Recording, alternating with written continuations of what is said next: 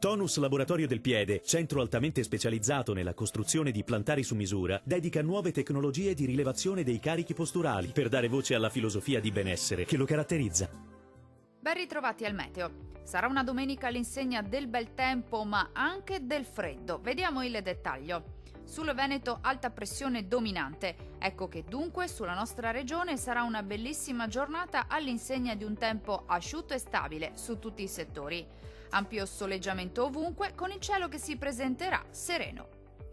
Temperature minime tra lo 0 e i 2 gradi, massime piuttosto fresche, comprese tra 6 e 9 gradi. Vediamo ora che tempo farà sul Friuli Venezia Giulia.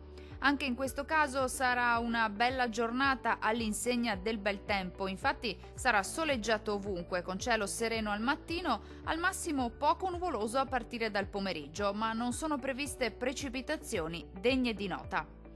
Clima freddo con temperature minime tra lo 0 e 1 grado, massime oscillanti invece tra 7 e 8 gradi.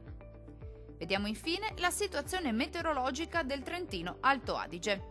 Bel tempo su tutti i settori anche della nostra regione, sarà infatti ampiamente soleggiato ovunque e il cielo si presenterà sereno o al massimo velato, specie sui settori alpini di confine. Non sono attese piogge. Temperature minime tra lo 0 e i 2 gradi. Le massime invece oscilleranno tra i 10 e gli 11 gradi circa. Dal meteo di Antenna 3 è tutto. Arrivederci.